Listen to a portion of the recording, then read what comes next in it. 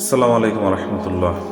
প্রিয় ভাই বোন, আগে একটা সময় ছিল মানুষ ব্ল্যাক ম্যাজিশিয়ানের কাছে যে ব্ল্যাক ম্যাজিক করাতো, কিন্তু বর্তমানে আরও আপডেট হয়ে গেছে বিষয়টা।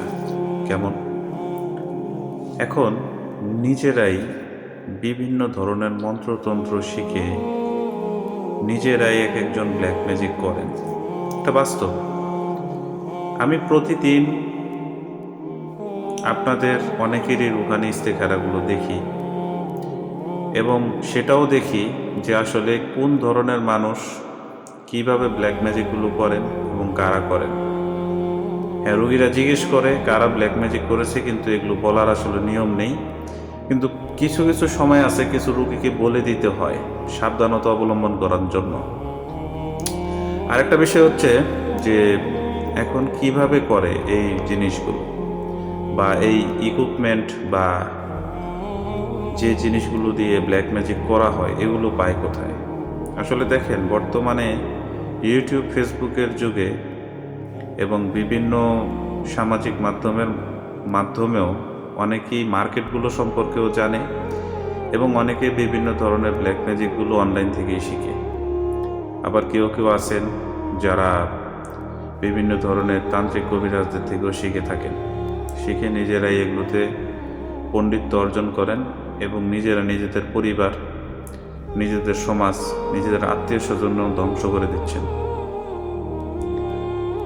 আগে আপনারা হয়তো দেখেছেন বা এখনো দেখেন যে মাছের মুখের মধ্যে বিভিন্ন ধরনের তাবিজ বেঁধে দেওয়া হয়, কিংবা কবুতরের মুখের মধ্যে তাবিজ ঢুকিয়ে দেওয়া হয়, অথবা বিভিন্ন ধরনের তাবিজ তোমার তালার মধ্যে লাগিয়ে নদীর মধ্যে ফেলে দেওয়া হতো বা হয়। নদীর মধ্যে ফেলে দিলে অনেক সময় এগুলো মাঝিরা কিংবা যারা অনেকে আছে নৌকা দিয়ে, এখন দেখবেন বর্তমানে ম্যাগনেট দিয়ে বিভিন্ন ধরনের জিনিস উঠায়, লোহার জিনিসগুলো উঠায়, তারা এগুলো পেলে এই ব্ল্যাক ম্যাজিকগুলো নষ্ট হয়ে যায়। তারা যখন তালা খুলে ফেলে কিংবা কবুতরটিকে তাবিজ বের করে ছেড়ে দেয় কিংবা মাছের মুখের থেকে তাবিজ খুলে ফেলে, তখন ব্ল্যাক ম্যাজিকগুলো নষ্ট হয়।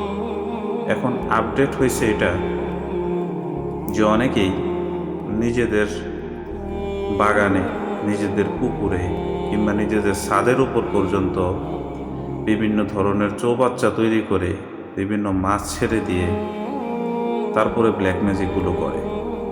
অথচ আমি আপনি খুঁজতেই থাকি যে আসলে আমাদের উপরে কে কালো জাদু করতে পারে, অথচ আমরা নিজেরাই নিজেদের অজান্তেই জানি না যে আমার পরিবার, আমার আত্মীয় কিংবা আমার সবচেয়ে কাছের মানুষ সবচেয়ে কাছের থেকে আমাদের ক্ষতিটা করে।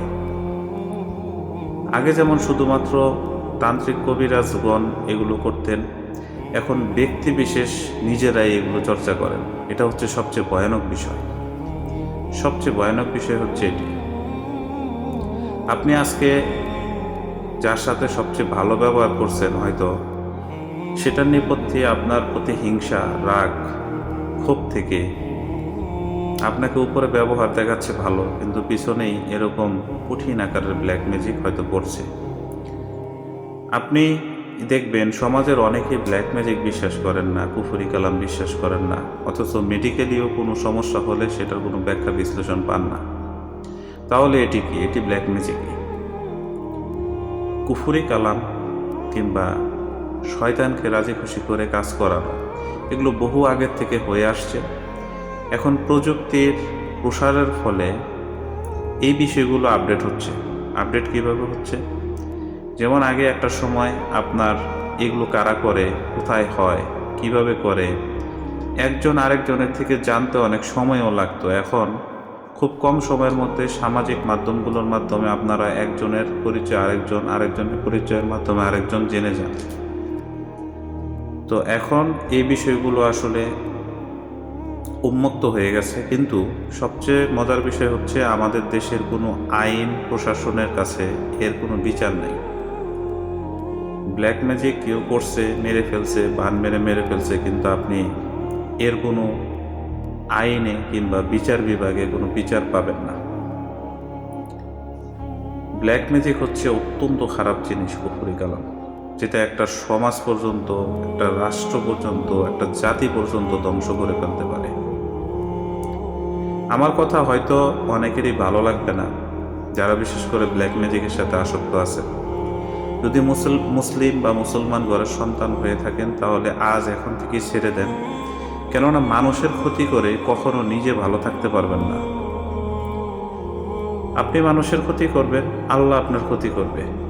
কারণ সব কিছুর নিয়ন্ত্রক হচ্ছেন মহান রব্বুল আলামিন। আপনি ভালো করেন কিংবা মন্দ করেন, ভালো করলে ভালোর ফল ভালোই পাবেন, মন্দ করবেন, খারাপ করবেন, মানুষকে মেরে ফেলবেন, মানুষকে অত্যাচার করবেন, এর ফল যেমন এই দুনিয়াতে পাবেন, তেমনি বারজাখের জগতও কঠিন আযাবে পতিত হতে হবে।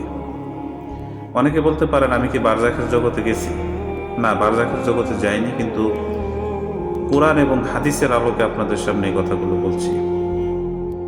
তাই আজ এখন থেকে যদি আমার কথা কারো কাছে খারাপ লাগে, আমার কিছু করার নাই। আর যদি আমার কথাকে কেন্দ্র করে কেউ আল্লাহ পাকের রাস্তায় ফিরে আসেন, তাহলে আলহামদুলিল্লাহ, এটা আমার জন্য সৌভাগ্য যে আমার কথাগুলো আপনার হয়তো কোনো একটি নাজাতের কারণ হয়ে দাঁড়াবে। সকলে ভালো এবং সুস্থ থাকুন, নিরাপদে থাকুন, চোখ, নাক, মুখ, পঞ্চ ইন্দ্রিয় খোলা রাখুন। কারণ যাকে এখন অগাধ বিশ্বাস করছেন, সেও হয়তো ব্ল্যাক ম্যাজিশিয়ান হতে পারে। জাযাকাল্লাহু খাইরান। আসসালামু আলাইকুম ওয়া রাহমাতুল্লাহ।